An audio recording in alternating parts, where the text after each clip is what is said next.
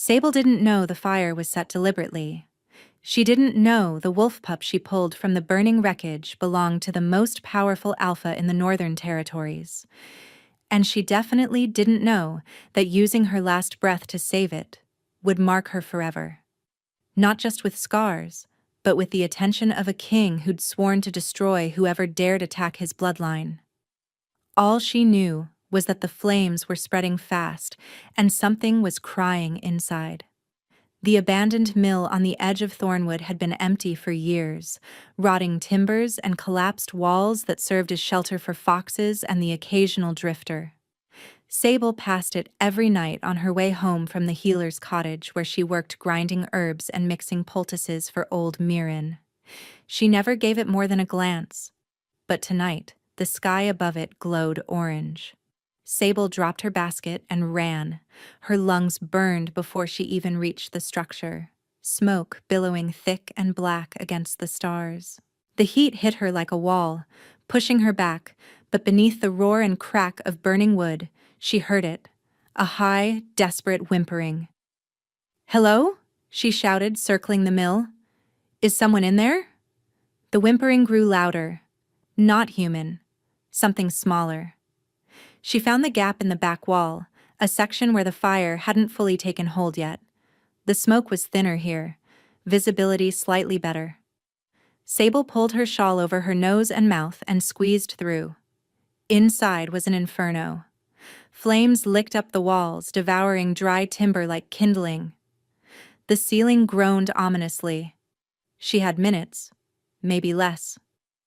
The sound came from the far corner, a pile of old grain sacks, smoldering but not yet aflame. Sable dropped to her knees, shoving fabric aside with bare hands that screamed in protest. And there, huddled against the stone foundation, was a wolf pup. Not a dog, a wolf. Its fur was silver-white, matted with ash, and its eyes, pale gold, almost amber, stared up at her with an intelligence that made her forget to breathe. "Okay," Sable whispered, reaching for it. "Okay, little one, I've got you." The pup didn't bite, didn't struggle. It simply collapsed into her arms like it had been waiting for her, trembling violently. Sable tucked it against her chest and turned toward the gap she'd entered through. It was gone.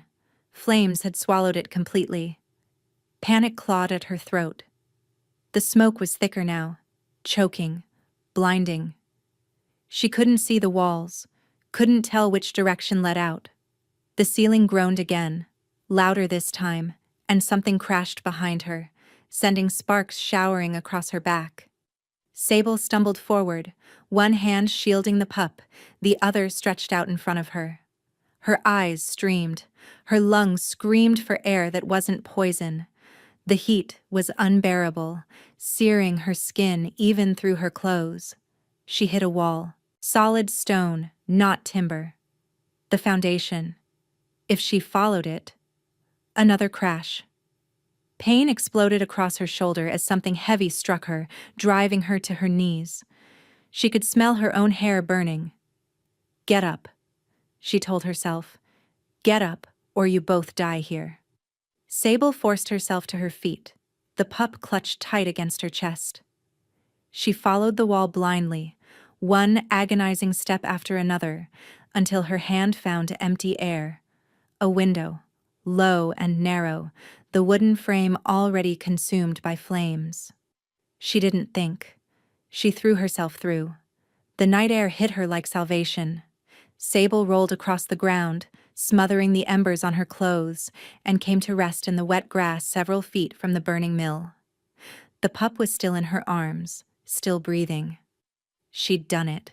She'd actually... The world tilted sideways. Her vision blurred, darkened at the edges. She tried to stand, but her legs wouldn't cooperate. The pain she'd been holding at bay came rushing in. Her shoulder, her hands, her back. Everything burning and everything wrong. The pup whimpered and licked her chin, but Sable couldn't respond, couldn't move, could barely keep her eyes open. The last thing she saw before darkness claimed her was a figure emerging from the tree line, tall, broad-shouldered, moving toward her with inhuman speed. Then nothing. Theron reached her just as she collapsed. He'd felt it the moment the fire started, a pull in his chest, sharp and urgent, drawing him toward Thornwood with a compulsion he couldn't explain. He'd been 3 miles away, reviewing border patrols with Corvin, when the sensation hit him like a blade between the ribs. Cinder, his nephew, his brother's only son, the last piece of Fenric that remained in this world. Theron had shifted without a word to his beta and run. He'd covered the distance in minutes, following the invisible thread that connected him to his blood, and arrived to find the old mill engulfed in flames, and a human woman crawling out of the inferno with Cinder pressed against her heart. Now she lay motionless in the grass, and Theron couldn't make sense of what he was seeing.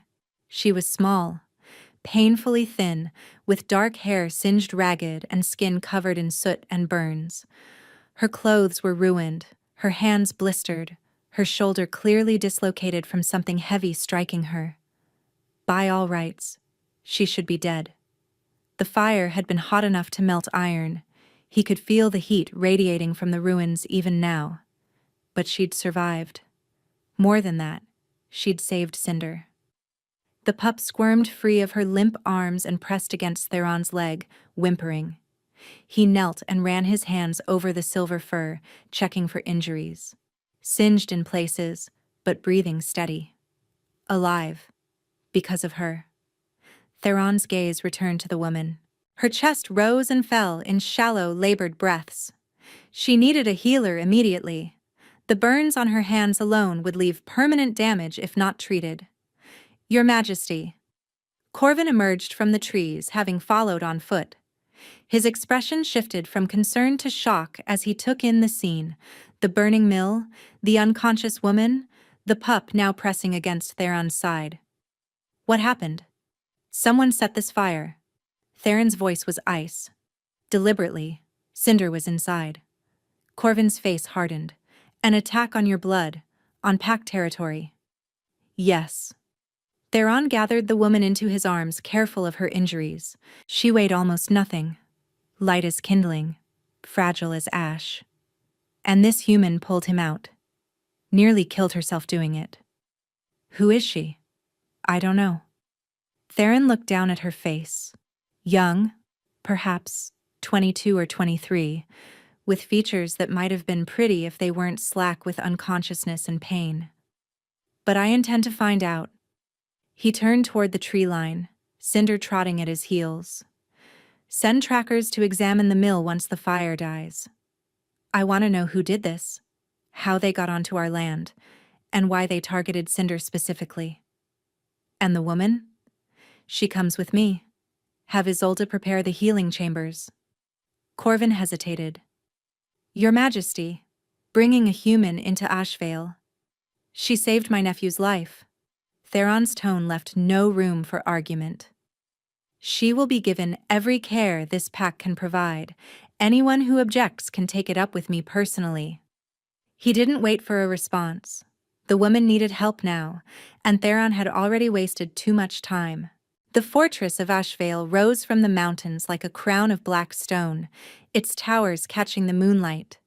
Theron had grown up within these walls, had taken his father's throne within these walls, and had buried his brother within these walls. It was home in all the ways that mattered.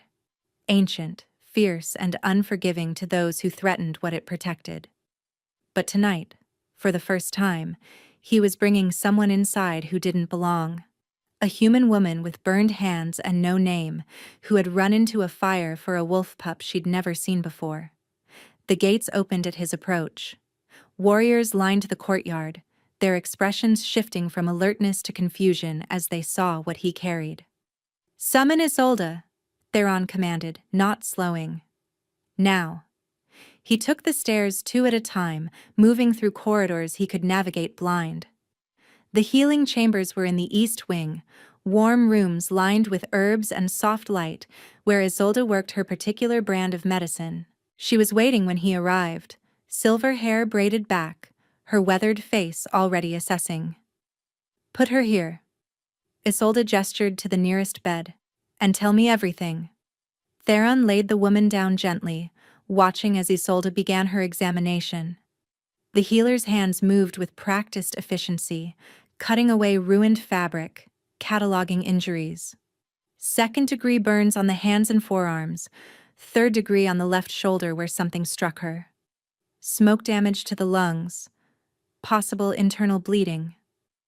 Isolde's voice was clinical, but her eyes were sharp. She shouldn't have survived this. She pulled Cinder from the fire. Isolde's hands stilled. "This human saved your nephew?" "Yes." "Then she's either incredibly brave or incredibly foolish." The healer resumed her work. "Either way, she's strong. Her body is fighting. I can work with that." Before we continue, please take 2 seconds to like this video. Theron stepped back, giving Isolde room, but he couldn't bring himself to leave. Something about this woman nagged at him, a familiarity he couldn't place, a pull in his chest that had nothing to do with Cinder. "Do you know her?" he asked. "I've never seen her before." "She's not from the village.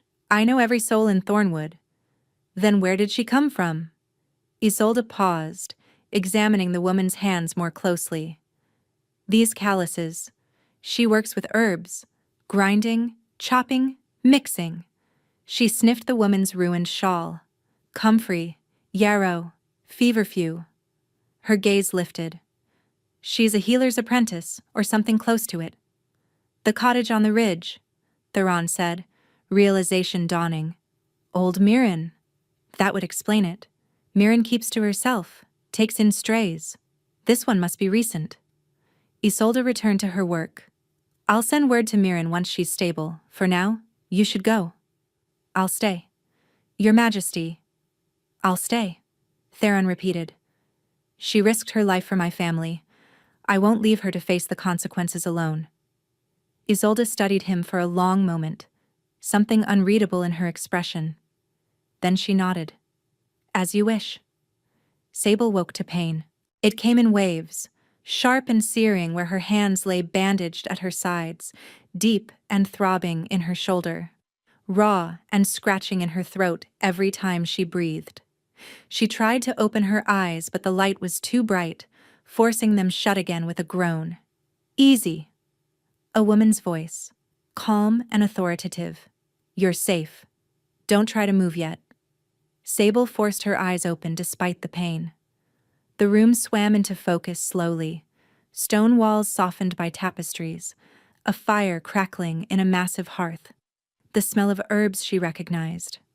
Calendula, honey, something sharper beneath. A healer's chamber, but not Mirren's cottage. This was something else entirely. "Where?" Her voice came out as a croak. "Where am I?" "Ashvale." The woman moved into view, silver-haired, sharp-eyed, with the bearing of someone accustomed to authority. "You've been unconscious for 2 days." 2 days. Sable's heart lurched. "The pup. The wolf pup, is he?" "Alive and well, thanks to you." The woman pressed a cup to Sable's lips. Small sips. "Your throat took damage from the smoke." The water was cool and sweet, easing the rawness. Sable drank gratefully, her mind spinning. Ashvale. She knew that name. Everyone in the Outer Territories knew that name. The seat of the Alpha King, the most powerful wolf pack in the north. "I don't understand," she whispered. "Why am I here?" "Because you saved Cinder's life." The woman set down the cup. "I'm Isolde, chief healer of Ashvale, and you've attracted considerable attention." "Cinder?" "The pup you pulled from the fire. He's the nephew of our king, the son of his late brother." Sable's blood ran cold. She'd stumbled into something far bigger than a burning mill and an abandoned animal. "I didn't know. I just heard him crying, and I couldn't leave him there." "No," Isolde agreed, something like respect entering her voice. "You couldn't. That's why you're still breathing." A knock interrupted them. Isolde's expression shifted slightly. "Come in." The door opened, and Sable forgot how to breathe. The man who entered was tall, impossibly tall, filling the doorway with broad shoulders and a presence that seemed to reshape the air around him. Dark hair fell past his collar, framing a face of sharp angles and barely contained power. He wore simple clothes, black trousers, a gray linen shirt open at the throat. But there was nothing simple about him. He moved like a predator, every step deliberate, controlled. But it was his eyes that held her, gray as winter clouds, pale and piercing, watching her with an intensity that made her want to look away and never look away, all at once. "You're awake." His voice was low, rough-edged. Sable remembered hearing it before, somewhere in the darkness between consciousness and oblivion. "Hold on. Just hold on." "Yes," she managed. He crossed the room to stand beside her bed, and she was acutely aware of how small she must look, bandaged, broken, swallowed by blankets in a bed meant for someone far more important. "What's your name?" "Sable. Sable." He repeated it slowly like he was testing the weight of it. "I'm Theron." She knew. Of course she knew. The Alpha King of Ashvale, ruler of the Northern Territories, the man they called the Iron Wolf. Stories of him had reached even Mirren's isolated cottage, tales of a young king who'd taken the throne after his father's death, who ruled with ruthless efficiency, who had never taken a mate despite the council's pressure. "Your Majesty," she whispered, struggling to rise. "Don't." His hand caught her uninjured shoulder, gentle but firm, pressing her back into the pillows. "You nearly died saving my nephew. You don't bow to me." His touch sent a jolt of recognition through her, something that went beyond physical contact, beyond explanation. Sable's breathing stuttered, and she saw his eyes widen slightly, felt his hand tighten for a fraction of a second before he withdrew. "The fire," he said, his voice rougher than before. "Tell me what you saw." Sable gathered her scattered thoughts. "I was walking home from Mirren's cottage. I saw the smoke, heard something crying inside. I didn't think. I just went in." "You didn't think." His jaw tightened. "You ran into a burning building without thinking.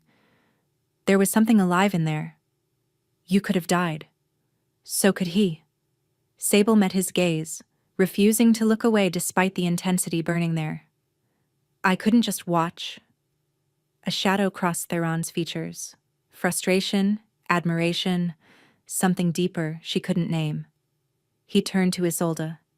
"Leave us." The healer raised an eyebrow but gathered her supplies without argument. The door clicked shut behind her. Theron pulled a chair close to the bed and sat, leaning forward with his elbows on his knees. This close she could see the shadows under his eyes, the tension in his shoulders. The Alpha King looked worn thin. "The fire was set deliberately," he said quietly. "Someone put cinder in that mill and lit it on fire, knowing he couldn't escape." Sable's stomach dropped. "Someone tried to murder him?" "Yes. A pup barely 6 months old." His hands clenched. "My brother's son. The only family I have left." "Why would anyone—" "That's what I need to find out." Theron's eyes held hers. "You were the only person there. You might have seen something, heard something, even if you don't realize it." Sable tried to think back, but the memories were fragmented, smoke and heat and desperate scrambling. "I didn't see anyone. The mill was already burning when I arrived. I heard him crying and I couldn't leave him." "Nothing else? No scent? No tracks? No sound of someone fleeing?" She shook her head, then winced as her shoulder protested. "I'm sorry. I wish I could help." Theron studied her for a long moment. Then, slowly, the tension in his posture eased. "You've already helped more than you know. I just did what anyone would do." "No." His voice was firm. "You did what most people wouldn't dream of doing. You ran into a fire for a creature you'd never met, knowing you might not come out." He paused. "That's not ordinary." Sable looked down at her bandaged hands. The burns would scar. She knew that much about healing. She'd carry marks from that night for the rest of her life. Isolde says you work for Mirren, Theron continued. The hedge witch on the ridge. She's not a witch. She's a healer. The distinction is lost on most. Something almost like a smile tugged at his mouth. How long have you been with her? 3 years. She found me on the road after... Sable stopped. She didn't talk about that. Not to anyone. After what? She met his eyes, saw the genuine curiosity there, and felt something dangerous stir in her chest. This man was the Alpha King. He had no business looking at her like she mattered, like her story was worth hearing. After my village burned, she said flatly, rogues came through, killed everyone. I was the only survivor. Theron went very still. I was 14. Mirren found me half dead in a ditch 2 days later. Sable forced the words out mechanically. She took me in, taught me everything she knows. I've been with her ever since. The silence stretched. When Theron finally spoke, his voice was rough. I'm sorry. It was 8 years ago. That doesn't make it easier. No, it didn't. But she'd learned to live with it. The nightmares, the fear, the way the smell of smoke still made her hands shake. The fire at the mill, she said slowly. Do you think it's connected? To what happened to my village? I don't know yet. Theron's expression hardened. But I intend to find out. He stood, and she felt the loss of his proximity like a physical thing. You'll stay here until you're healed. I won't hear arguments about it. Mirren has been informed, and she agrees you're in no condition to travel. Stay here, in Ashvale, in the castle, under my protection. His eyes held hers with fierce intensity. Someone tried to kill my nephew, and you're the only witness. Until I know who's responsible and why, you're not safe out there. Sable wanted to argue. She'd spent 8 years building a life that was small and quiet and invisible. The kind of life where no one noticed her, where danger passed her by. Coming to the attention of the Alpha King was the opposite of everything she'd worked for. But the fire had changed that. She couldn't undo it now. How long? She asked. As long as it takes. That's not an answer. No, Theron agreed. But it's all I have. He moved toward the door, then paused with his hand on the frame. Cinder has been asking for you. When you're strong enough, I'd like you to see him. The pup has been asking for me? His expression softened. He hasn't left the corridor outside this room in 2 days. He knows you saved him. Wolves don't forget that kind of debt. He left before she could respond, the door closing quietly behind him. Sable lay in the silence, staring at the ceiling, her mind spinning. 2 days ago, she'd been grinding herbs in Mirren's cottage, invisible and unremarkable. Now she was in the Alpha King's castle, under his protection, entangled in a conspiracy she didn't understand, and something about the way Theron had touched her shoulder, the spark that had passed between them, nagged at the edges of her consciousness. Something that felt like recognition. Something that felt like fate. She pushed the thought away. She didn't believe in fate. Fate was for people whose villages hadn't burned, whose families hadn't died, whose lives hadn't taught them that the world was cruel and random and owed you nothing. But as sleep pulled her under again, she could have sworn she heard the soft padding of paws outside her door, and felt, for the first time in 8 years, something that might have been hope.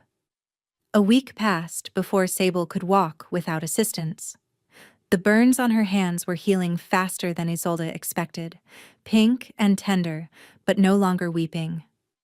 Her shoulder had been reset and bound, the deep tissue damage responding to Isolde's poultices with remarkable speed. Even her lungs, raw from smoke, had cleared enough that breathing no longer felt like swallowing glass. You heal like one of us, Isolde remarked one morning, unwrapping Sable's bandages with clinical precision. I've never seen a human recover this quickly from third-degree burns. Sable didn't have an explanation. She'd always healed fast, cuts closing overnight, bruises fading within days. Mirren had noticed it too, had called it a gift, and left it at that. Whatever the reason, Sable had learned not to question it. Some things simply were. "Can I see him today?" she asked. "Cinder?" Isolde's expression softened. "He's been waiting outside your door every morning. I think he'd be heartbroken if you didn't." The corridor beyond the healing chambers was wider than Sable expected, lined with windows that let in pale mountain light. And there, curled against the wall like he'd taken root, was Cinder. He lifted his head the moment she appeared, those amber eyes fixing on her with startling intensity. Then he was on his feet, bounding toward her, his silver-white fur gleaming. Sable knelt carefully, mindful of her shoulder, and Cinder pressed his head against her chest. A low whine escaped him, relief and recognition, and something that felt almost like gratitude. "Hey," she whispered, running her fingers through his fur. "I'm okay. We're both okay." Cinder's tail wagged, and he licked her chin with such enthusiasm that she laughed despite everything. "He hasn't left this corridor since you arrived."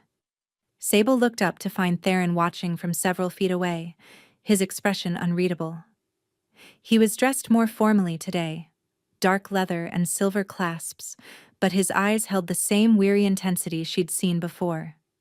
"He's a loyal pup," she said. "He's bonded to you." Theron moved closer, his gaze shifting between her and Cinder. "It happens sometimes, when a wolf recognizes someone who saved their life. The connection goes deep." "I didn't mean for that to happen." "I know." His jaw tightened almost imperceptibly. "But it did, and now he won't leave your side.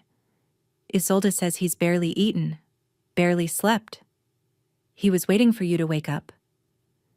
Sable looked down at Cinder, who was now pressed against her legs, his small body trembling slightly. "He's just a pup. He shouldn't have to carry this kind of weight." "No," Theron agreed quietly.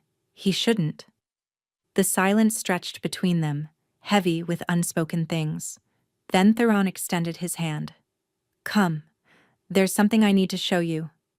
He led her through corridors that grew increasingly grand, vaulted ceilings carved with wolf imagery, tapestries depicting hunts and battles, windows overlooking courtyards where warriors trained with brutal efficiency. Ashvale was beautiful in the way. Mountains were beautiful. Vast, unforgiving, demanding respect. Sable felt insignificant within its walls, a small human woman with burned hands and no place in this world of power and politics. But Cinder trotted beside her like she belonged, and somehow that made it easier. They stopped before a heavy oak door, reinforced with iron bands. Theron pushed it open to reveal a study lined with maps and correspondence, a massive desk dominating the center. "This was my brother's office," he said, his voice carefully controlled. "Fenric handled intelligence, threats to the pack, movements of enemy forces, anything that might destabilize our borders." "Cinder's father?" "Yes." Theron crossed to the desk, lifting a stack of documents. Before he died, he was investigating something, a pattern he'd noticed in the attacks on outer villages. Sable's pulse kicked. "What kind of pattern?" "Rogues hitting settlements on the edges of pack territory, burning everything, leaving no survivors." Theron's eyes met hers. "Sound familiar?" The room tilted. Sable gripped the edge of a chair, steadying herself. "My village. You think it's connected?"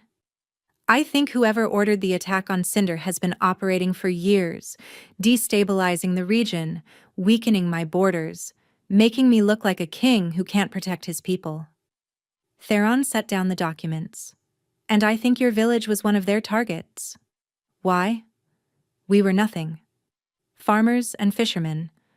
We had nothing anyone would want." "You had location." Theron pulled a map from the stack, spreading it across the desk. "Your village sat on a supply route between Ashvale and the Eastern Territories. Taking it out disrupted trade for months. Sable stared at the map, at the small dot that represented everything she'd lost. You're saying my family died for logistics? I'm saying they died because someone is waging a shadow war against this pack, and they don't care who gets caught in the crossfire. Cinder whined softly, pressing against her legs. Sable reached down automatically, her fingers finding his fur. The contact grounded her, kept her from spiraling into the grief that never quite went away. Shh. Who? She asked. Who's doing this? That's what Fenric was trying to find out. Theron's jaw tightened. He got close, too close. 3 months ago, he was killed in what looked like a hunting accident. His body was found at the bottom of a ravine. You don't think it was an accident? I know it wasn't. Theron's voice was ice. My brother was the best tracker in the Northern Territories. He didn't fall. He was pushed. Sable absorbed this, her mind racing. And now someone tried to kill his son. Whoever murdered Fenric wants his entire bloodline erased. Cinder is the last loose end. Theron looked at the pup with fierce protectiveness. They failed because of you. I was just in the right place at the right time. Were you? Theron studied her with uncomfortable intensity. You survived a fire that should have killed you. You healed from burns that should have taken months. And you happened to be walking past that mill at the exact moment Cinder needed saving. What are you suggesting? I don't know yet. He moved closer and she caught his scent, pine and wood smoke and something wilder beneath. But I've learned not to believe in coincidence. A knock interrupted them. Corvin entered, his expression grim. Your Majesty, we found something at the mill site. Theron's posture shifted, predatory alertness replacing thoughtful contemplation. Show me. The object was small, a silver clasp, half melted but still recognizable. Corvin had found it buried in the ash near where Cinder had been trapped. Theron held it up to the light, and Sable watched his composure slip. The careful control gave way, revealing something raw beneath. You recognize it, she said. It's a council insignia. His voice was dangerously quiet. Only 7 people in this territory have the right to wear this mark. Someone from your own council tried to kill Cinder? Theron didn't answer immediately. He crossed to a cabinet, pulling out a wooden box. Inside, arranged on velvet, were 7 identical clasps, each bearing the same symbol, each representing a seat of power in his inner circle. He compared the melted clasp to the others, his jaw tight. Varin, he said finally. Lord Varin's insignia. Who is Lord Varin? My father's oldest ally. He's served this pack for 30 years. Theron's hand clenched around the clasp. He held me when I was a child. Swore loyalty on my father's grave. Maybe someone stole it. Planted it to frame him. Maybe. But Theron didn't sound convinced. Or maybe I've had a traitor in my council this entire time. He turned to Corvin. Where is Varin now? His estate. He left the castle 2 days ago, claiming illness. Convenient timing. Theron set down the clasp with deliberate care. I want eyes on him, discreetly. Don't let him know he's being watched. And if he runs, then we have our answer. Corvin nodded and departed. Theron stood motionless, staring at the insignia like it had personally betrayed him. I'm sorry, Sable said quietly. For what? For all of it. Your brother. The betrayal. Having to suspect people you trusted. He looked at her, and the vulnerability in his expression squeezed something behind her ribs. Fenric would have known what to do. He had instincts for this kind of thing. Could smell a lie from across the room. Could read people like I read maps. His voice roughened. I'm just trying not to destroy everything he built. You're doing more than that. Sable moved closer, drawn by an impulse she didn't fully understand. You're protecting your people, hunting down threats, taking care of Cinder. That's not destruction. That's leadership. Is it? Theron's laugh was bitter. I've spent 3 years chasing shadows while my enemies grew stronger. My brother is dead.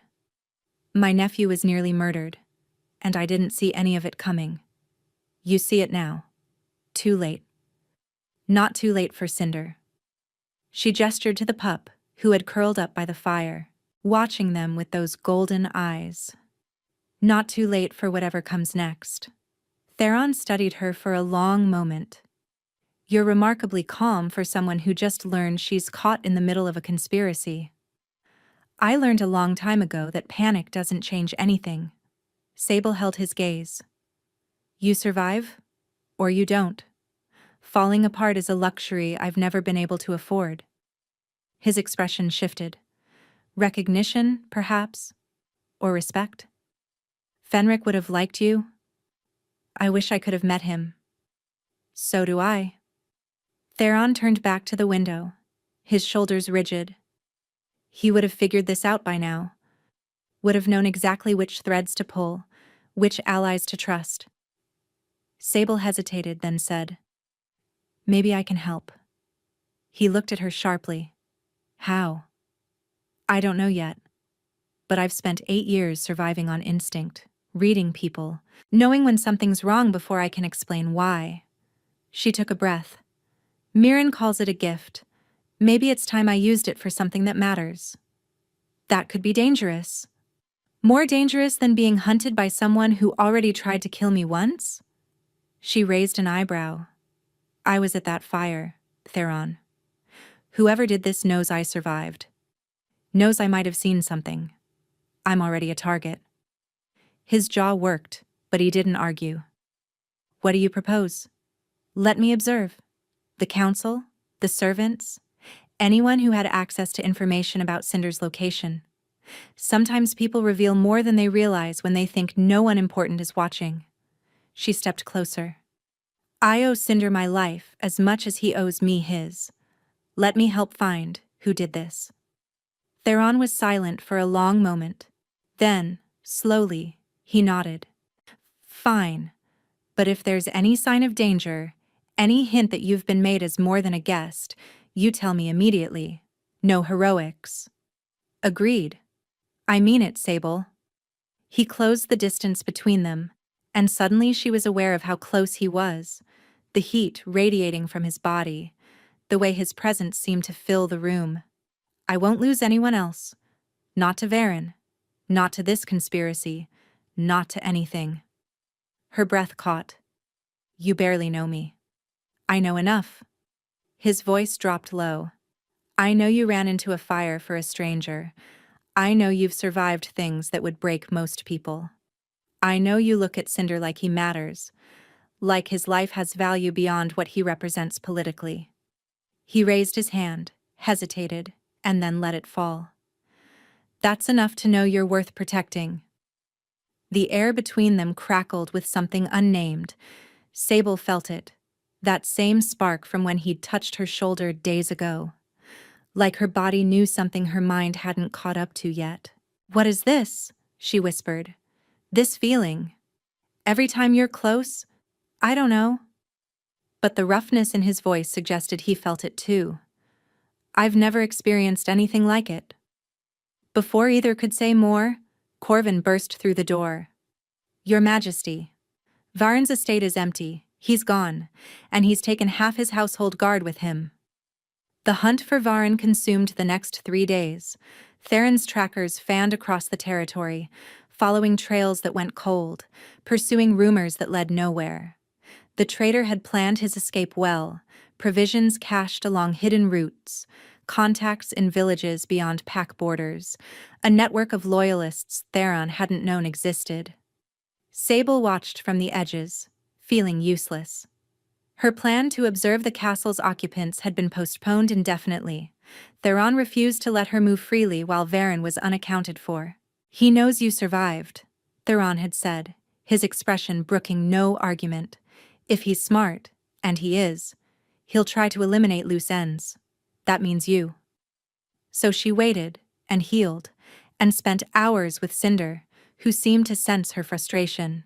The pup followed her everywhere, to meals in the great hall where warriors watched her with curious eyes, to the library where she searched Fenric's notes for anything useful, to the battlements where she stood at night, staring at stars she'd once watched from her village.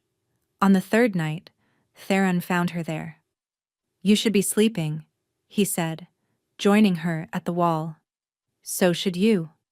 He didn't argue, just stood beside her, close enough that she could feel the warmth of his body against the mountain cold. Cinder was asleep in her chambers, tired from a day of following her up and down stairs. "We lost his trail near the eastern border," Theron said quietly. "He's gone to ground somewhere. Could be weeks before we find him. And in the meantime? In the meantime, I keep you safe and hope he makes a mistake." Sable turned to look at him. The moonlight silvered his features, softening the harsh lines, making him look younger. Tired. Human. "You can't protect everyone, you know," she said gently. "I can try." "At what cost? You haven't slept in days. Corvin says you've barely eaten. You're running yourself into the ground. Corvin talks too much. Corvin is worried about you." She hesitated, then added, "So am I." Theron looked at her then, really looked, and she saw the mask fall away. The iron control that held him together, always. It wavered. "I keep thinking about Fenric," he said, his voice rough. "About the last conversation we had. He wanted to tell me something about his investigation. But I was busy. Council meetings, border disputes, all the things that seemed important at the time." He swallowed hard. "I told him we'd talk later, and then there was no later. That's not your fault, isn't it?" His laugh was hollow. "I'm the Alpha King. Everything that happens in this territory is my responsibility. Every failure, every death, and every threat I should have seen coming. That's an impossible standard. It's the only standard that matters." He gripped the stone wall, knuckles white. "If I'd listened to Fenric, maybe he'd still be alive. If I'd paid more attention to Varen, maybe Cinder would never have been in danger. If I'd—" "Stop." Sable put her hand on his arm, felt the muscle tense beneath her touch. "Stop torturing yourself with what-ifs. They don't change anything. They're all I have." "No." She turned him to face her, her hand still on his arm. "You have a pack that would die for you. You have a nephew who needs you. You have people working day and night to find Varen and bring him to justice." She paused. "You have me." Theron went very still. "Sable. I know I'm just a human, a stranger you found half dead outside a burning building, but I'm here, and I'm not leaving. And I'm telling you that carrying this alone will kill you faster than any traitor." His hand came up to cover hers where it rested on his arm. The touch sent heat through her. Warmth that had nothing to do with temperature. She saw his pupils dilate, heard his breathing change. "That feeling you asked about," he said quietly. "The one that happens when we're close." "Yes? I think I know what it is." His thumb traced circles on the back of her hand. "But if I'm right, it changes everything. And I don't want to pressure you. Not when you're still healing. Not when your whole life has been upended because of my family." "Tell me anyway." He was silent for a long moment. When he spoke, his voice was barely above a whisper. "Among my kind, there's a bond that forms between mates. It's rare. Most wolves choose their partners based on politics or compatibility, but sometimes, very rarely, the bond chooses for you." His eyes searched hers. "It feels like recognition, like your soul has been waiting for someone and suddenly there they are." Sable's pulse quickened. "You're saying I'm saying it might be possible, that the pull between us, the way I can't stop thinking about you, the way my wolf has been restless since the moment I saw you." He broke off, seeming to struggle for control. "I've never felt this before. Never wanted anyone the way I want you." She should pull away. should remind him that she was nobody, a healer's apprentice with a dead family and a knack for survival. That she had no place in his world, no right to stand beside an alpha king. Instead, she stepped closer. I feel it too, she admitted. I've been trying to ignore it, telling myself it's just proximity, just stress, just my mind playing tricks. But every time you walk into a room, every time you look at me, she shook her head. It's like my whole body knows something my brain hasn't figured out yet. Theron's hand rose to cup her cheek, gentle despite its strength. I won't rush you. Whatever this is, whatever it might become, you have a choice. You'll always have a choice. What if I'm making it now? The air left his lungs. Sable. She rose on her toes and kissed him. For a heartbeat he was frozen.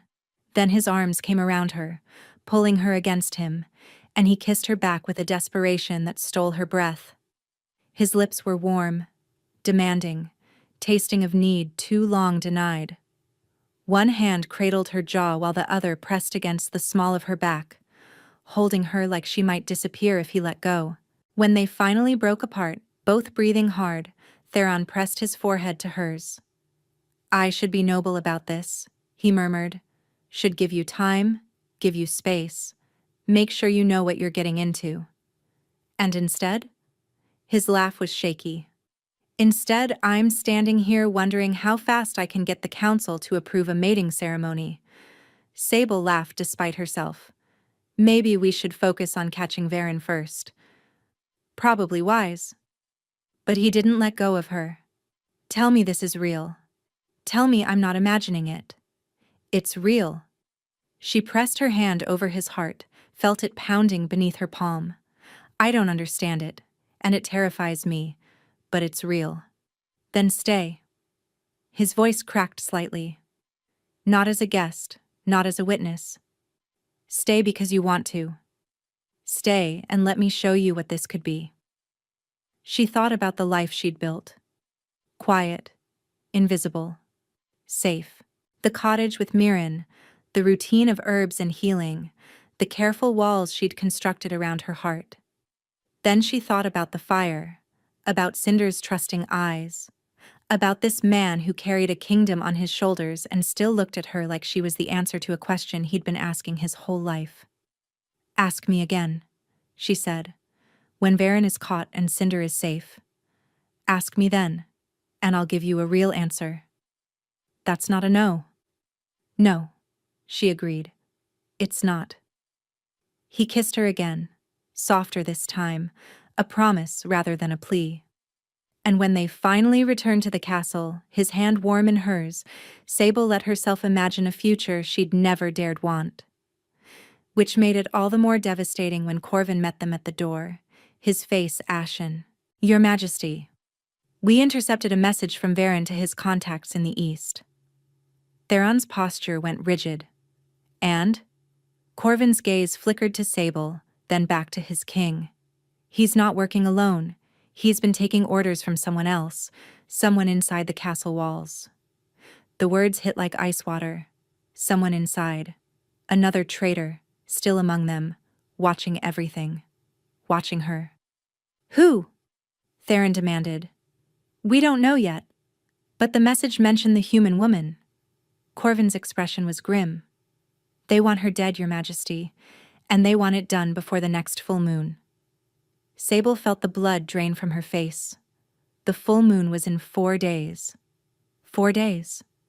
Sable had 4 days before someone inside these walls tried to kill her. The castle that had begun to feel like sanctuary now felt like a cage. Every servant who passed her in the corridors, every guard who stood watch outside her door, every council member who glanced her way during meals, any of them could be the second traitor. Any of them could be waiting for the right moment to strike. Theron had tripled her security, assigning his most trusted warriors to shadow her movements. Corvin himself took the night watch, sleeping outside her chambers with a sword across his knees. Cinder refused to leave her side, his small body pressed against her legs whenever she sat, his golden gaze tracking every person who came near. But none of it felt like enough. "We need to draw them out," Sable said on the second night, pacing Theron's study while he reviewed intercepted messages. "Waiting for them to make a move gives them the advantage." "And what do you suggest? Using yourself as bait?" Theron's voice was sharp. "Absolutely not. It might be our only option." "It's not an option at all." He stood, crossing to her, his hands catching her shoulders. "I won't risk you. Not for information, not for strategy, not for anything." "Theron." "No." The word was absolute. "I've already lost my brother. I nearly lost Cinder. I will not stand by and watch you walk into danger. And if they succeed anyway, if they find a way past your guards, past Corvin, past all of it, at least if we control the situation." "We're not having this conversation." "Yes, we are." She pulled free of his grip, frustration boiling over. "I'm not a porcelain doll. Theron. I survived a fire that should have killed me. I survived rogues burning my village to the ground. I've been surviving my whole life, and I won't stop now just because you're afraid of losing me." The words hung between them, sharp and unavoidable. Theron's jaw worked. When he spoke again, his voice was rough. "You're right. I am afraid." He looked away, his guard dropping. "I've spent 3 years being the Alpha King, making decisions that cost lives, carrying weight that would crush most men. I thought I understood fear." His eyes returned to hers. "I didn't. Not until you." Sable's anger faltered. "Theron. When I saw you outside that mill, barely breathing, covered in burns." He shook his head. "Something broke inside me, something I didn't know could break. And every moment since, every hour you've been in this castle, all I can think about is how to keep you safe. How to make sure I never have to feel that again." She stepped closer, her hand finding his. "I'm not asking you to let me face this alone. I'm asking you to trust me, to let me be part of the solution instead of just the problem everyone's trying to protect." His fingers tightened around hers. "If something happened to you, then you'd survive it. The same way you survived losing Fenric. The same way I survived losing everyone I loved." She raised their joined hands, pressing them against her heart. "But I don't plan on dying. I plan on helping you catch whoever's doing this, and then I plan on figuring out what this thing between us actually means." A ghost of a smile crossed his face. "You're infuriatingly stubborn. I learned from the best. Mirren doesn't take no for an answer either." The tension in his shoulders eased slightly. "Fine, we'll discuss options. But," he added before she could respond, "any plan that puts you in direct danger gets vetoed. Non-negotiable. Agreed?" He pulled her into his arms, holding her tight against his chest. She felt his heartbeat, rapid despite his controlled exterior, and understood what it cost him to compromise. 3 years, he whispered against her temple. "I've been alone for 3 years, carrying this kingdom, trusting no one completely. And then, you appear out of nowhere, smelling like smoke and stubbornness, and suddenly I can't imagine doing any of it without you." "You won't have to." She tilted her head back to look at him. "We're going to figure this out. Together." He kissed her forehead, soft and lingering. Together. The trap was Sable's idea. If the traitor wanted her dead before the full moon, they would need to act soon, and they would need access. So far, Theron's security had made that impossible. But what if there was a gap? A moment of vulnerability that seemed accidental? "The healing gardens," Sable suggested during their strategy session. "Isolde wants me to help harvest moon petal blossoms. It's delicate work, has to be done at twilight, and the gardens are partially exposed to anyone watching from the upper corridors." Corvin frowned. "You'd be visible. Vulnerable." "Exactly. But you'd have warriors hidden in the surrounding buildings, watching for anyone who takes the bait." Theron's expression was granite. "I don't like it." You don't have to like it. You just have to admit it could work. The argument lasted another hour, but in the end, strategy won over fear. They set the trap for the third evening, one day before the full moon deadline. Sable walked into the healing gardens at twilight, her movements deliberately casual. Isolde had agreed to the plan reluctantly, providing cover by actually teaching Sable to harvest the delicate silver blossoms. The work required focus. The petals bruised easily and lost potency if handled roughly. But beneath her concentration, Sable's senses were hyper-aware. Every rustle of leaves, every shift of shadow, and every distant footstep echoed through her consciousness. Cinder had been left inside, despite his protests. His presence would signal that something was wrong. The pup never left her side anymore. His absence was part of the deception. An hour passed, then two. The moon rose, casting silver light across the garden, and Sable began to wonder if the traitor had seen through their plan. Then she heard it. A soft footfall behind her, too deliberate to be accident. She didn't turn, kept her hands moving among the blossoms, her breathing steady. "You're harder to kill than expected." The voice was female, cold, familiar.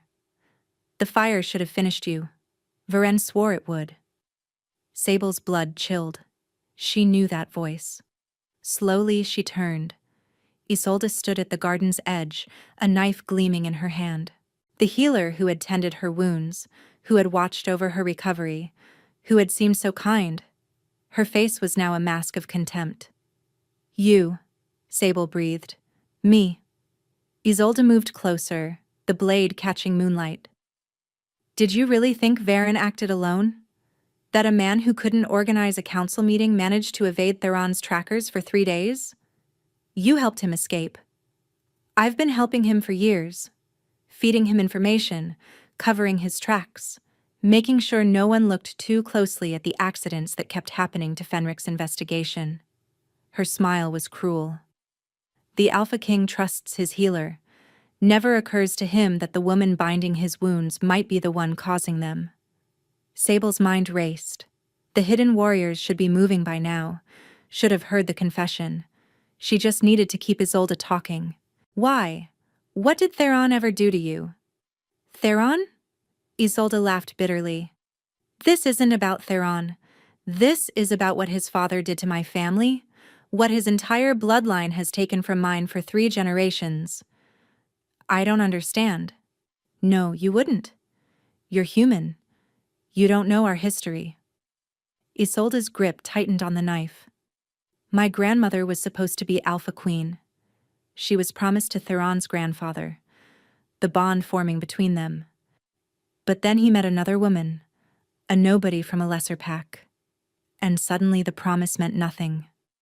My grandmother was cast aside, humiliated, left to watch another woman take everything that should have been hers. That was generations ago. Pain doesn't forget. It just waits." Isolde's eyes glittered. "Varen's family suffered similar slights. We found each other, recognized the same hunger for justice, and we decided that if we couldn't have the throne, we'd destroy everyone who sat on it. Including a 6-month-old pup? With you gone and Theron unmated, Cinder was the last hope for continuing the bloodline. He had to die." "You're insane. I'm patient." Isolde raised the knife. "Just like you have to die. You've gotten too close to Theron, wormed your way into his heart. He might actually mate you. Continue the line. We can't allow that." She lunged. Sable dove sideways, her healer's training giving her just enough warning to read the movement. The blade sliced through air where her throat had been, and then warriors were pouring from the buildings, Corvin leading the charge, his sword drawn and his face thunderous. Isolde spun, realizing the trap too late. She tried to run, but Corvin was faster, tackling her to the ground with brutal efficiency. The knife skittered across stone, out of reach. "Hold her!" Theron's voice commanded, and Sable looked up to see him emerging from the shadows, his expression murderous. He crossed to Sable first, his hands running over her, checking for injuries. "I'm fine." she said, her voice shakier than she wanted. She didn't touch me. She almost did. His arms came around her, crushing her against his chest. But she didn't. Sable held on to him, feeling his heartbeat race beneath her cheek. The plan worked. Behind them, Isolde was being hauled to her feet, her hands bound, her face twisted with rage. You think this changes anything? Varen is still out there. Others share our cause. You can't kill an idea, Theron. You can't. Gag her, Theron said coldly, not looking away from Sable. I'll deal with her later. Corvin complied, and Isolde's threats dissolved into muffled fury as she was dragged away. In the sudden silence, Sable let out a breath she hadn't realized she'd been holding. It's over? Not yet. Theron's voice was grim. Varen is still free, and Isolde mentioned others. But the immediate threat... He cupped her face in his hands. You're safe. That's what matters right now. She leaned into his touch, weariness crashing over her. What happens now? Now we make Isolde talk.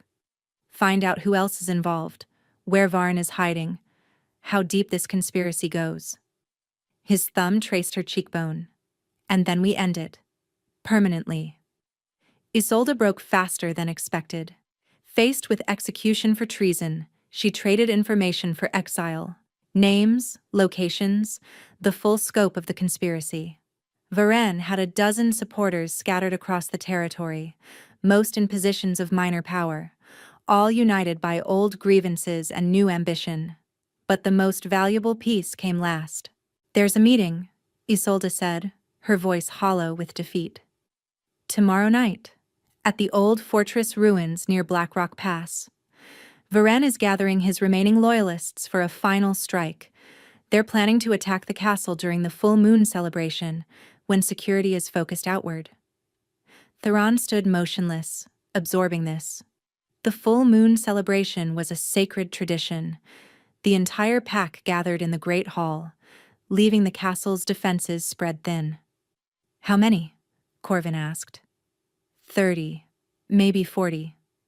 Enough to breach the walls if they strike at the right moment. And Varen will be at this meeting? He's leading it. He thinks he's won. Thinks Isolde is still loyal, still feeding him information. Her laugh was bitter. He doesn't know I've already lost everything. Theron turned to Corvin. Assemble the War Council. We move on Blackrock Pass tonight. The ride to the ruins took 4 hours through treacherous mountain terrain. Sable had insisted on coming, over Theron's furious objections, arguing that her presence might draw out any hesitant conspirators. If Varen's people saw her alive, saw that their assassination attempts had failed, it might shake their confidence. Privately, she simply couldn't bear to wait at the castle, not knowing if Theron would return. They approached the ruins under cover of darkness. 24 of Theron's most elite warriors moving silent as shadows through the trees. The old fortress loomed against the stars, half collapsed but still imposing, torchlight flickering in what remained of the great hall. 32 heat signatures inside, whispered Brennick, the pack's best scout. Heavily armed, Varen is at the center, addressing them. Theron's jaw tightened. Surround the perimeter, no one escapes. The warriors dispersed, melting into the darkness. Sable stayed close to Theron, cinder pressed against her legs. The pup had refused to be left behind, and in the end, Theron had relented. Whatever bond connected them seemed to grant Cinder an uncanny sense for danger. They waited until Corvin's signal, a low whistle that echoed off stone. Then Theron stepped into the torchlight, his presence commanding immediate attention. Varen. The conspirators spun, weapons drawn, faces registering shock. Varen stood at the hall's center, older than Sable had expected, with silver-streaked hair and cold blue eyes that showed no fear. Theron. He smiled as if greeting an old friend. I wondered when you'd find us. It's over. Your people are surrounded. Isolde has confessed everything. A muscle twitched in Varen's jaw. Rage quickly suppressed. Isolde was always weak. I should have known she'd break. Surrender now, and I'll grant quick deaths to your followers. Continue this, and I'll make examples of every one of them. Quick deaths? Varen laughed. You still don't understand, do you? This isn't about winning or losing. This is about legacy. Your bloodline has ruled for 5 generations, crushing anyone who threatened your power. We're simply returning the favor. My bloodline protected this territory, built alliances, kept the peace. Your bloodline murdered my grandfather for speaking truth to power, exiled my father for demanding justice, took everything from my family and called it maintaining order.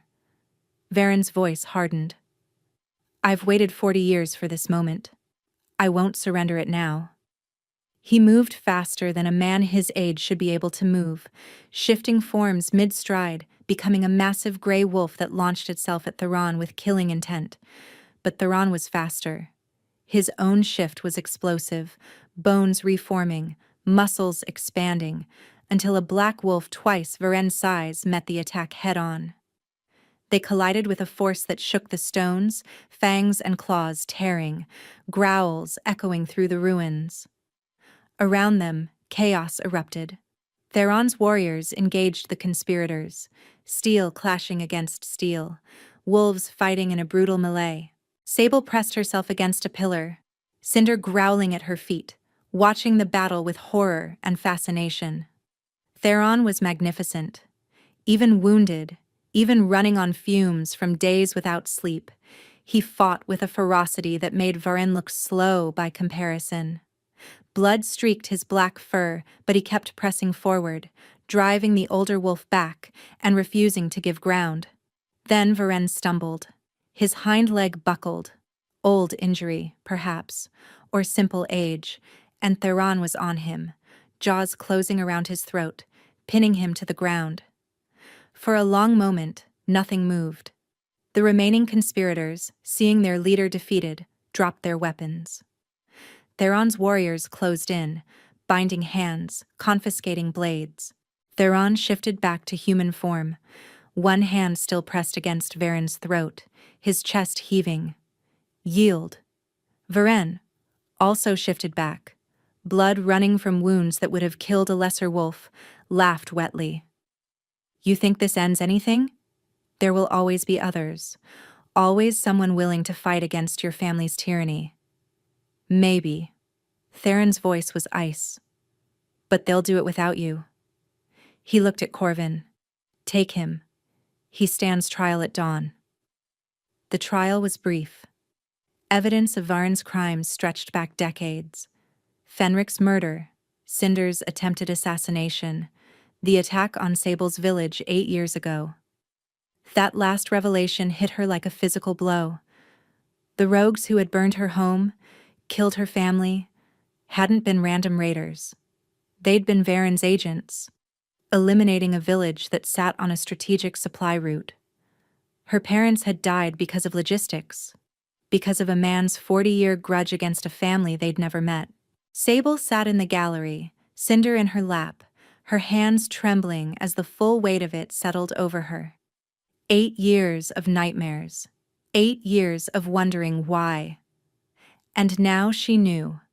And the knowledge was both devastating and strangely freeing. There had been a reason, even if it was monstrous. She hadn't been forgotten by the universe. She'd been caught in someone else's war. The council found Varen guilty on all counts. Theron pronounced the sentence, death by execution, to be carried out immediately. Sable didn't attend. She'd seen enough death to last several lifetimes. Instead, she walked to the healing gardens. Empty now, Isolde's betrayal still raw, and sat among the moon petal blossoms she'd been harvesting when everything changed. Cinder curled against her side, his warmth a comfort she hadn't known she needed. It's strange, she said quietly, knowing the pup couldn't understand but needing to voice it anyway. I spent 8 years wondering why. Why my village, why my family, why I survived when everyone else died. And now I know. And it doesn't change anything. They're still gone. Cinder whined softly, pressing closer. But you're here. She stroked his silver fur. And Theron is here. And maybe that's enough. Maybe surviving means finding new reasons to keep going, even when the old ones are gone. Footsteps approached. Sable didn't need to look to know who it was. She felt his presence like warmth on her skin, that bond humming between them. Theron sat beside her, close enough that their shoulders touched. He said nothing for a long moment, just breathed with her, sharing the silence. "It's done," he said finally. "Varen is dead. His conspirators will face trial over the coming weeks. The threat is ended." "Is it ever really ended?" "No." He took her hand, threading their fingers together. "But we've bought peace. Time to rebuild, to strengthen what was weakened. Time to live instead of just survive." Sable turned to look at him. He was drained, dark circles under his eyes, new scars crossing old ones, the weight of leadership heavier than ever. But beneath the weariness, she saw something else. Hope. "You promised to ask me something," she said quietly. "After Varen was caught. After Cinder was safe." His breathing stuttered. "I remember." "Well." She squeezed his hand. "Cinder is safe. Varen is caught. It's after." Theron turned to face her fully, taking both her hands in his. In the moonlight, his gray eyes were luminous, vulnerable in a way she suspected few people ever saw. "Stay," he said simply. "Not as a guest, not as a witness, not as someone under my protection. Stay because you want to. Stay and be my mate, my partner, my queen." His voice roughened. "Stay and let me spend the rest of my life proving you made the right choice." Sable felt tears prick her eyes. She thought about the life she'd been living. Quiet, invisible, safe. A life built on fear, on the assumption that wanting more only led to losing more. Then she thought about the fire, about running into flames for a stranger, about the way Theron looked at her like she was the answer to every question he'd ever asked. "Yes," she whispered. Joy transformed his face. Relief, wonder, something fierce and bright. "Yes? Yes to staying. Yes to being your mate." She laughed through her tears. "Yes to all of it." He kissed her then, deep and desperate and full of promise. His arms came around her, lifting her off the ground, spinning her in a circle while Cinder barked with excitement at their feet. When he set her down, both of them breathless and laughing, she pressed her forehead to his chest.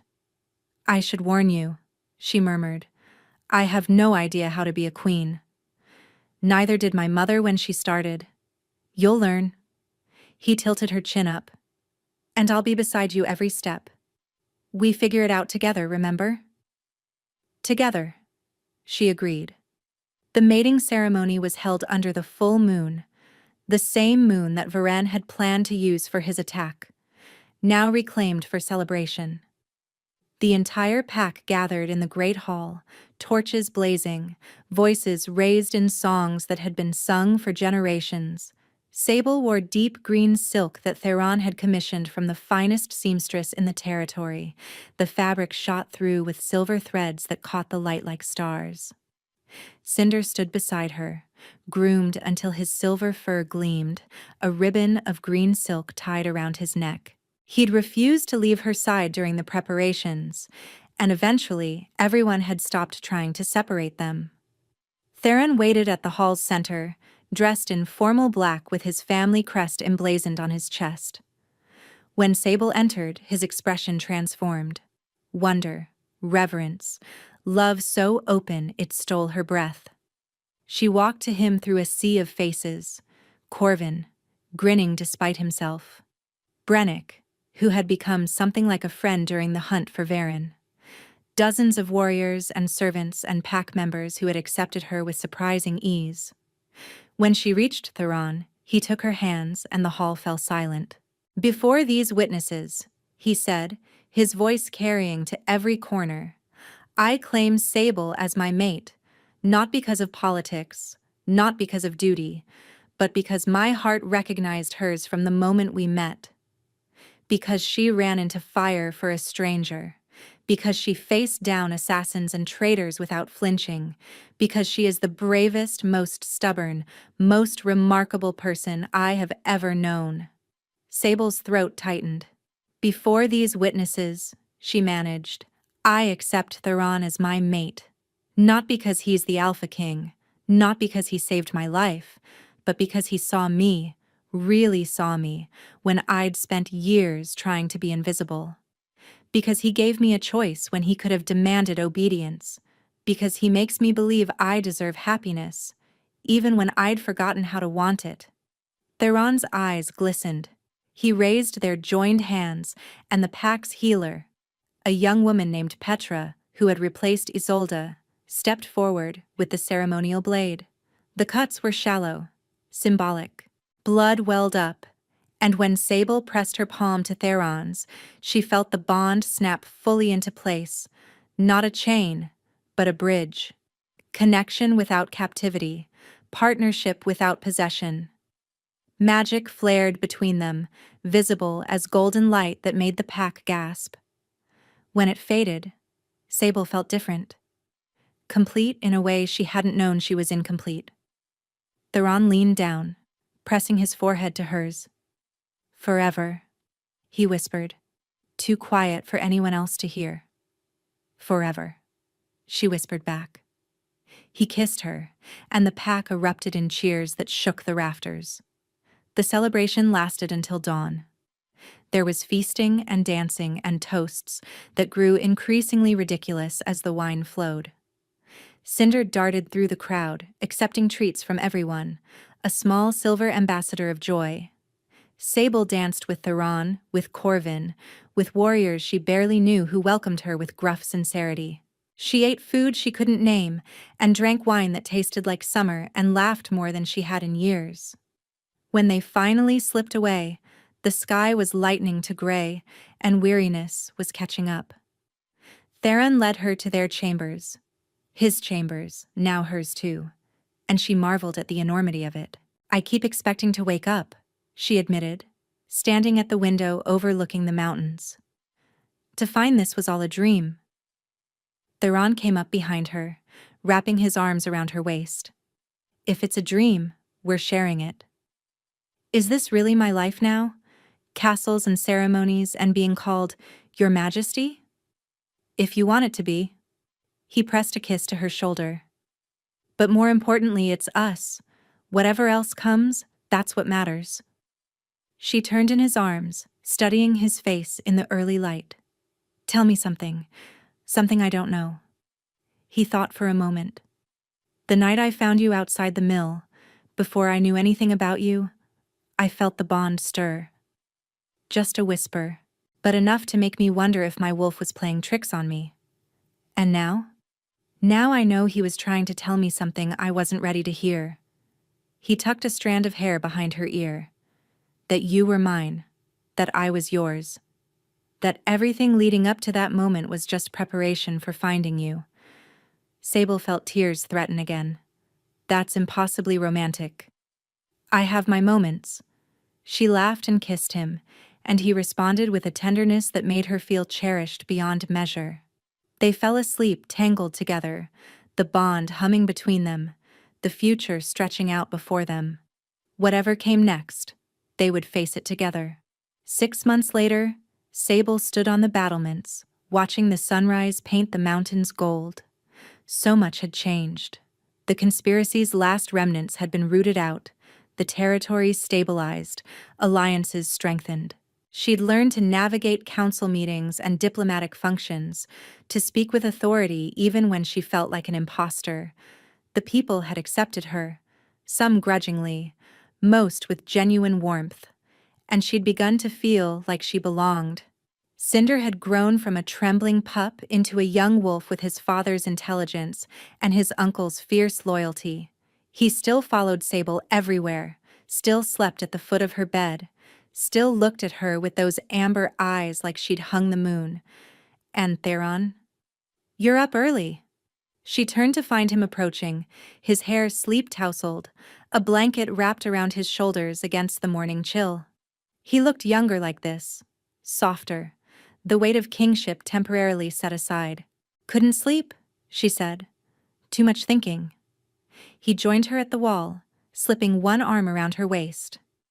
"Good thoughts or bad thoughts?" "Mostly good. I was remembering the fire, the mill, how terrified I was." "And now?" She leaned into him, breathing in his scent, pine and wood smoke and home. "Now I'm grateful. If not for that fire, I never would have found you. Never would have found this. You saved Cinder's life. You saved mine, in a different way." He pressed a kiss to her temple. "I think the universe owed you something good. The universe owed me a king. The universe owed you someone who would love you the way you deserve." His arms tightened around her. "I'm just lucky it was me." Sable smiled, but something else tugged at her attention. A flutter in her stomach, a secret she'd been carrying for 3 days. "Theron?" "I have something to tell you." He pulled back slightly, studying her face. "Is something wrong?" "No. Something very right, actually." She took his hand and pressed it against her stomach, watching his expression shift from confusion to dawning wonder. Yes. Yes." For a long moment he simply stared at her, his hand trembling against her belly. Then his face broke into a smile so radiant it stole her breath. "A child," he whispered. "Our child." "Our child," she confirmed. He gathered her into his arms, lifting her off her feet, laughing with a joy she'd never heard from him before. When he set her down, there were tears on his cheeks. The Alpha King, the Iron Wolf, crying with happiness. "I thought I'd lost everything," he said, his voice rough. "My parents, my brother, nearly my nephew. I thought my bloodline would end with me, that I'd spend my life alone, carrying a kingdom until it crushed me." He cradled her face in his hands. "And then, you appeared out of smoke and fire, and gave me everything I'd stopped hoping for." Sable covered his hands with hers. "You gave it to yourself by being the man you are. I just recognized what was already there." "No." He shook his head. "You gave me the courage to want it, to believe I deserved it." He kissed her forehead, her cheeks, and her lips. "You're my miracle, Sable. You and this child and every day we have together." Below them, the castle was waking. Servants bustled through courtyards, warriors began their morning drills, and somewhere, Cinder barked at a squirrel that had ventured too close to his territory. Life went on. It always did. But now, for the first time in as long as she could remember, Sable was grateful for it. She thought about the woman she'd been, afraid, invisible, and certain that happiness was something that happened to other people. That woman wouldn't recognize her now, wouldn't believe this was possible. But it was. All of it. The love, the family, the future growing inside her. "Thank you," she whispered, not sure if she was speaking to Theron or the universe, or the strange twist of fate that had sent her running into a burning mill. For what? For finding me, for seeing me, for giving me a reason to stop surviving and start living. Theron pulled her close, and they watched the sun rise together, wrapped in each other and the bond that had brought them home. Sable had used her last strength to save a wolf pup from the flames. The Alpha King had found her collapsing, and somehow, impossibly, they'd found their way to forever. Where are you listening from? Let's meet in the comments. I love hearing your thoughts. And if you'd like to support me, please subscribe. It's free, and it helps more people hear these stories.